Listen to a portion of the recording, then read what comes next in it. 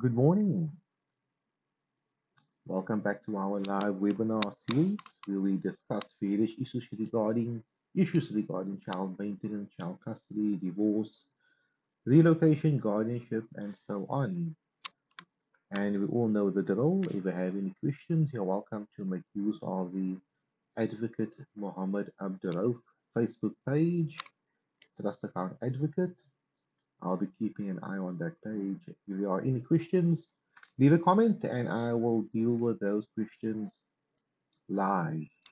Unfortunately, I cannot guarantee that I would be able to get back to those questions later on, as we have various things come up during the day, and unfortunately, it's not always possible. But I try to keep an eye on it, and if it is possible, I do try to respond. Today's topic: child custody and contact. Now, many people still have this problem, and it will be a constant problem for years to come. The same with child maintenance. And since the lockdown, there's been different type of challenges which people were having. Many of those are those regarding the issue concerning care and contact, whereby movement of people was not allowed. But however, those have resolved. And now we have various other issues that are coming to the fore. For example, relocation. Many people are now deciding to leave South Africa and relocate to various other countries. That's, of course, their right. And if they wish to do so, they are welcome to do so. And if they want to take the minor child with them, if it is in a minor child's best interest, then, of course, any court of law would definitely endorse that. If the parties come to an agreement and they are happy themselves that it would be in a minor child's best interest to relocate, of course, that would also be fine. So let's deal with today's topic, child custody and contact. I have a few questions, and I presume everyone that is watching this video or live at least, and they have questions, they know they can partake by leaving a comment on the Advocate Muhammad Abdullah Facebook page. If you are watching this video on a different platform, for example, the Our Lawyer platform, please leave a comment on the Advocate Muhammad Abdullah Facebook page. I do not keep an eye on those specific Facebook pages, although they are streaming live as well. So, a bit of a prelude, a bit of a background on the issue concerning child custody. What do we mean by child custody? Now, many people confuse custody with guardianship rights. That's very important. And you'll notice in many of my videos, my previous videos, I touch on this specific issue. The reason for doing so is that we need to be on the same page. Therefore, if you are a client and you consult with me and you tell me, or you mention to me, advocate, I would like to have custody over my child. The mother or the father is missing. They have not seen the child for the last 2, 3 years. Now, there's a bit of an issue there because you already have custody of your child. You're the one caring for the child. You're the one attending to the day-to-day activities of the child, making decisions for the child where that is concerned. What you are actually meaning is guardianship. You want to now also have the legal right over the minor kids or the minor child involved. For example, when you apply to a school, you want to be the only one signing because the other parent is missing. You want to be the only one whose consent is required for the child's application for a passport or to visit an aunt or uncle overseas. So those are guardianship rights. So when we're using these terms, it's fine. I have no problem. You can use any term, whatever you want to use. But when we consult and we discuss these matters, we should at least be on the same page regarding what the meaning of the term is. So if we do use the word custody, contact, care, access, guardianship, and so on, visitation, we should be on the same page. So when we discuss today's topic regarding child custody and contact, I'm not dealing with the issue concerning the guardianship rights, the legal rights that applies. For example, when you apply to a school or when you apply for a passport, that would be applicable when I deal with the issue concerning relocation or passport consent or enrollment into school consent, where both parents can come to an agreement regarding the minor child being enrolled into a specific school. But today we're dealing with custody, the physical care of a child. And the last comment I would like to make on this topic is it's possible for a parent to have no contact rights, no custody rights, no caring rights over a child, but for that specific parent to have guardianship rights over the child. So the parent may not be allowed to see the child, but that parent must be consulted when the child applies for a specific school or the child would like to apply for a passport, alienating immovable property should the minor child own property, and operation at the hospital and so on. Although the parent cannot see the child because the parent has guardianship rights, but today we're not dealing with that. So the first question, is there a gender preference when it comes to child custody matters? A very important question and a question that will always come about. Remember once a, a parent went through the whole process of children's court, the maintenance court, the high court, the domestic violence court, and the child is now 18 years old, 21, was probably married. That batch of parents have gone through the system. The system hopefully resolves the issues, and we have a new batch of parents that comes through the system. Every day, new people are coming into the system, and they are exiting the system. I do not like using that term, but I think it will demonstrate what I'm meaning by this. Therefore, it's important for these videos to continuously be updated because things change and there are new people. And I do not want to take it for granted that everyone understands the law because you might have been in contact with the law now recently. You only have these issues now recently. So regarding the gender preference, there is no gender preference. I think that's very important to note. The law does not say because it's a girl, it will be preferable by default for the child to be with the mother. Of course not, but the person has to be logical and practical under the circumstances. For argument's sake, if the child was born a few days ago or a few weeks ago, and the child is being breastfed, of course, it makes logical sense for the child to remain with a mom. You can't say under these circumstances the father must have custody because his father was in the operating theater, the father in the birth theater, the father was there every second of the child's life until the child was 2 months old. He was always there. He was the one that dressed the child, washed the child, and while the mother was recovering. And the only thing the mother done, not the only thing I've been unfair, but what the mother predominantly done was she fed the child, breastfed the child. But although the father was so involved in the child's life, he done every single thing, it will be illogical to argue and to conclude that the father should have custody over the child or care over the child now that the parents have separated or they no longer want to be together, or they broke up once the child was 2 or 3 months old. That would not make logical sense because practically in the child's best interest, it makes sense for the mother to continue being the caregiver of the child. The same applies for argument's sake.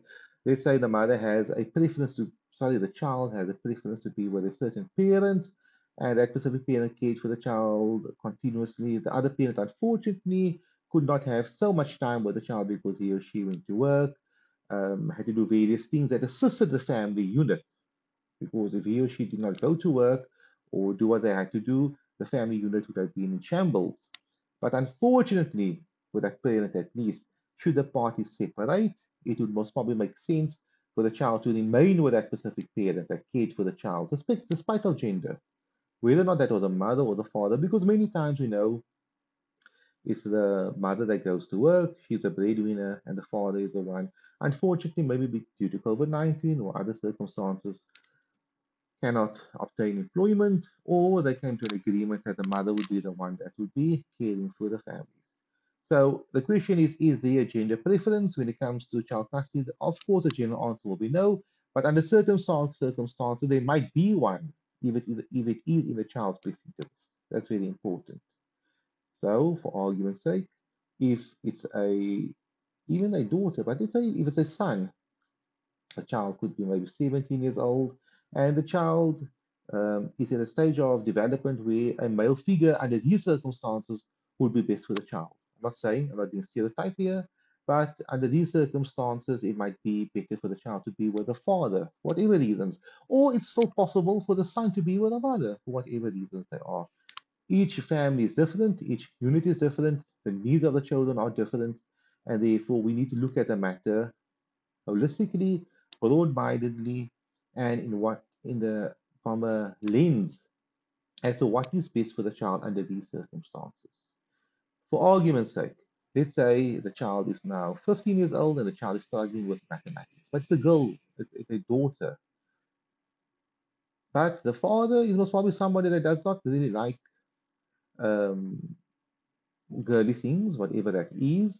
He is more into rugby and soccer or cricket, but because the father knows mathematics really well, and the child requires assistance regarding mathematics because whatever reason there is, I'm using an example here, a hypothetical example. Under those circumstances, it might make more sense for the father to be the caregiver of the minor child despite it being a daughter, him being a father, and there might not be much of a bond under these circumstances regarding maternal instincts and so on. I hope you following where I'm going to with that specific situation. You need to look at every family differently and all circumstances differently. And to conclude on question number one, there is no preference unless it is in the child's best interest under the specific circumstances regarding that specific child. Question number two, I'm seeing no comments, so that's quite good. It means people are listening and they understanding what I'm saying. What happens in the case where I cannot pay child support? Can I have contact? Now, a question which comes to my desk quite often, maybe not via consultation, but via our online platforms, our lawyer blog posts, or via email. Now, does child maintenance affect the amount of time you may have with your child? No, it doesn't. That's the quick answer. And it does not mean that if a parent is wealthy, let's say for argument's sake, the father has care over the minor child. The child lives with the father during the week, getting to schoolwork, homework, um, visiting the child, feeding the child, bathing the child, and those things. He does all those specific things for the child. And the mother is a wealthy one. Does it mean that if the mother pays more maintenance, she can have more contact with the child? To such an extent, if she pays for all the child expenditure, she automatically becomes the primary caregiver of the child. That's not logical. It does not make sense because the primary caregiver of the child must be the one that can actually care for the child. And to maybe make the example a bit better, can care for the child better than the other parent. But it does not necessarily mean better. It means under these circumstances, would be best for the child to be with the other parent. But nonetheless, so if a parent cannot afford to pay child support, that happens often. It's not something unbeknown to us. That parent specifically can still have reasonable contact to the child, even if you compare him to someone that pays a exorbitant amount of child support towards a minor child. So a parent that pays 100% of the child expenditure can have the same contact rights to the child as a parent who pays none of the minor child expenditure because that specific parent can't afford to pay it. And even if it means that this parent who's not paying child support towards a minor child can most probably see the child half the time as well. It's possible. And it is even possible, and it happens quite often, that a parent who is unemployed has primary care over the minor child. And of course, the other parent will have to pay child support for that specific minor child. So here we have a scenario where a parent contributes nothing towards a minor child, nothing in the sense of financially. I believe that rearing a child, teaching a child how to walk, in school, homework, psychological and emotional well-being, etc., is worth much more than the money which the other parent pays. But here I'm referring to now financially. So a parent who pays zero towards a minor child's upbringing um, can have full custody over the minor child because it would be in the minor child's best interest to be cared for by that specific parent. So on that specific point, remember child maintenance is one aspect. It's a check you write out. It's a transfer you're doing. It's cash you're giving over there. But what the child needs is money, yes, of course, to eat and drink. However, emotional and psychological well-being of a minor child is much, much more valued as opposed to the other material aspects. And many times it happens where a parent looks after the child's emotional, psychological, educational well-being to such a great extent that the child becomes a very a big asset to society in the future. But the other parent who only gave money, people sometimes compare the money higher than what the other parents sacrificed. Sleepless nights, the child became ill, have to wake up early, have to go to school meetings, have to wash after the child, clean their room, and so on. That is what I call a true contribution towards a child's upbringing, not just the financial aspect. And thank you for those parents who are paying the child maintenance. That's very important. I know you're doing it because you want to, but remember, many parents sacrifice a lot of energy and time other than the financial sacrifice which you are making. So, but thanks to both sides. The third question: is there a set schedule that the courts follow regarding care and contact? Basically, to put it differently, is there a manual which the magistrate or judge pulls out and says, okay, child is 6 months old. A 6 month old child can be seen by the other parent twice a week for 2 hours supervised. It is something like that. Or when the child is now 15 years old, quite independent, 15-year-old child can be with both parents half the time. So half the time with the mom and half the time with the dad. There is no manual, which I mentioned now. There is no such manual. There has never been one. Um, I do not know of one. I never saw one. I never created one myself. Each case is different. Remember that. So when it comes to child custody issues, because dynamics are different, all circumstances are different. The distance from one home to another home is totally different to a different family, to another family. The distance between the one child's school to the one parent's home and the other parent's home to the child's school is different. The work schedule are different between parents. Some parents work morning, some work the evening, some work both of them work the morning, both of them work the evening, some of them work half time, some of them work from home, totally different. Some parents have different size homes if they are two homes. One parent may only have one room that will house all four children should they come visit that parent on a weekend. Where another parent with different type of different family would have two homes where both homes would adequately care for both minor children, so they look basically the same. In the mom's house, they have three bedrooms, and in the father's house, they have three bedrooms as well. So those are the dynamics that every family unit is totally different. The needs of the child, the ages of the child, the gaps between the ages of the child, whether or not the parents have remarried, have they moved on with their lives, have they are there step siblings involved as well. Therefore, there cannot be a manual. If there had to be a manual, most probably that manual would have been so thick. Or maybe we can have a computer program that can most probably give the course some guidance. But you'll have to fill in so many variables, maybe a few hundred variables. And what I've mentioned now is only the tip of the iceberg. So that's that. So there is no manual. Every case we look at it specifically as to what is in a minor child's best interest. So that's how we do it. So we have a question here. Let me just put it onto the whiteboard and we can deal with that. Online question. And we paste it. There it is. Let's see if we can see it. Ah, okay, perfectly fine.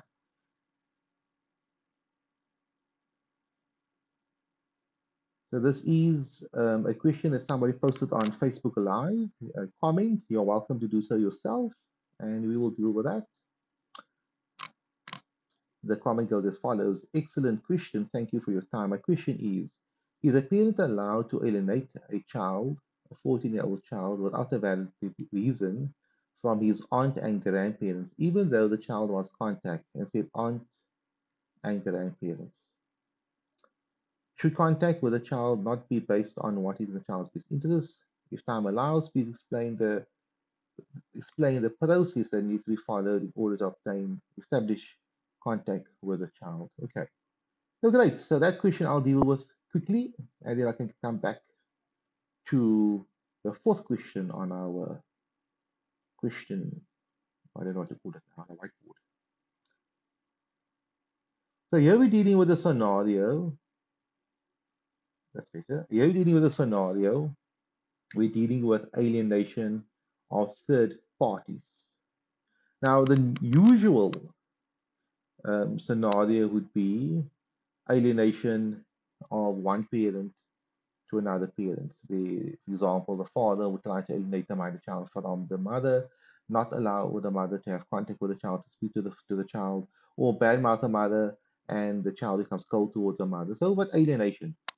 It's one of those unseen, invisible type of abuse, for lack of a better word, um, or situation whereby we try to limit the other parent's rights to the minor child by using these type of invisible means.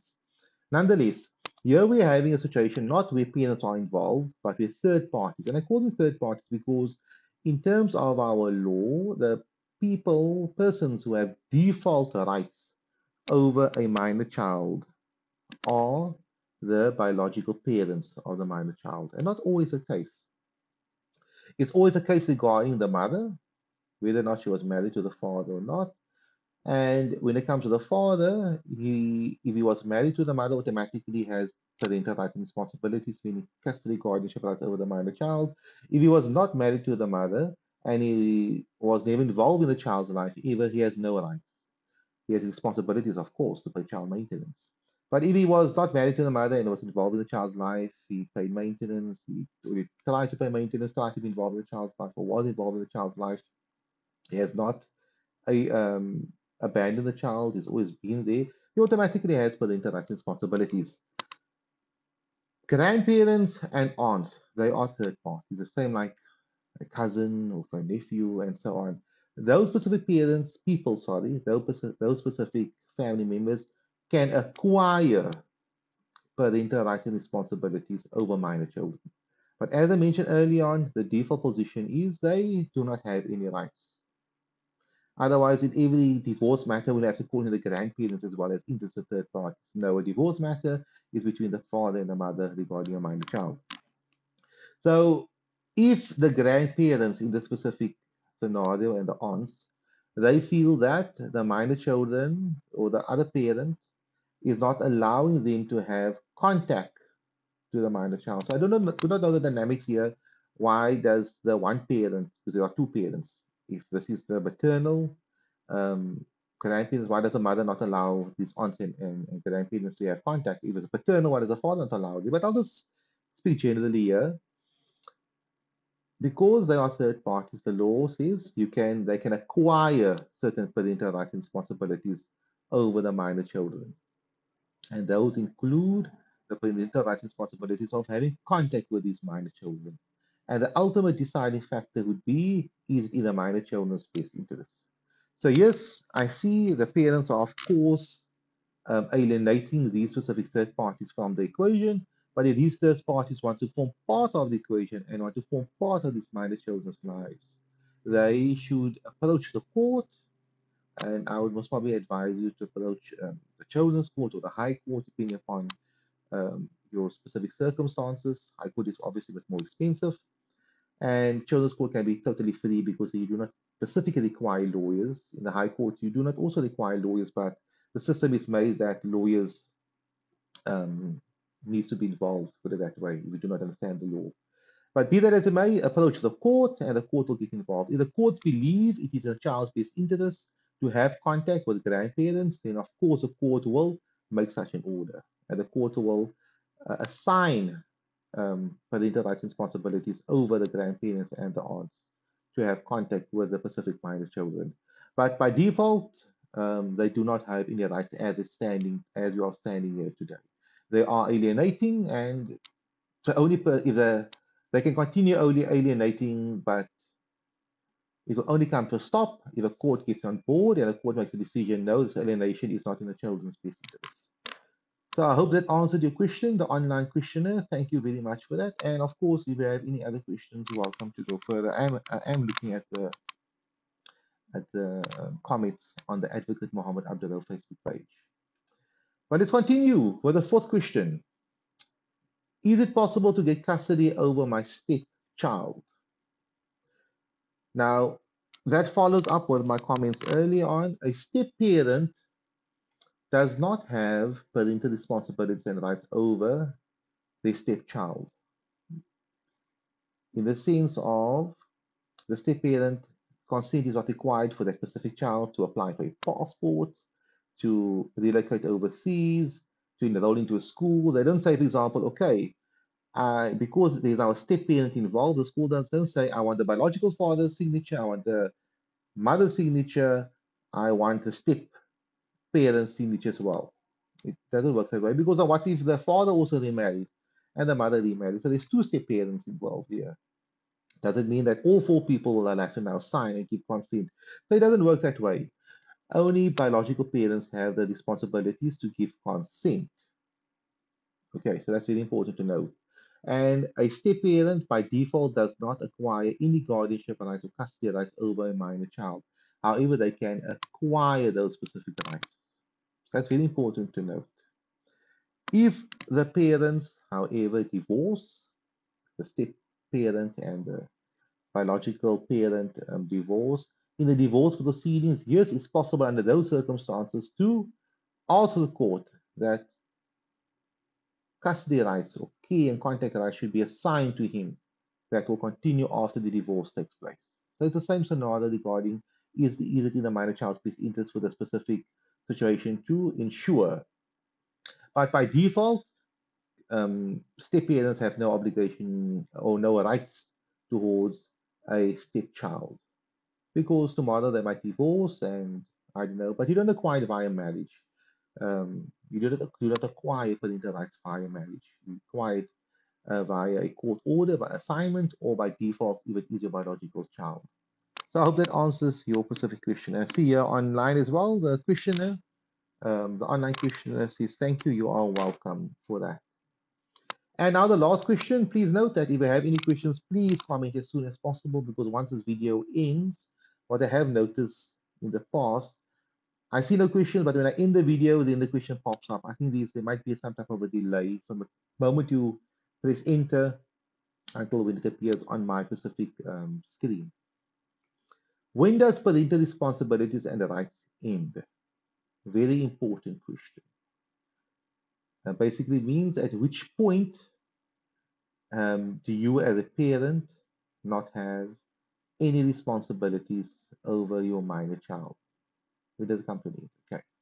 So we're dealing here with maintenance obligations. When does that come to an end? When can you, as a parent, force a child to have contact with you? When does it come to an end? So these are two. This is a two-pronged issue. Firstly, we're dealing with issue concerning child maintenance. Now, child maintenance is a responsibility of both biological parents, but that only comes to an end when when the individual is self-supporting. That's very important to note.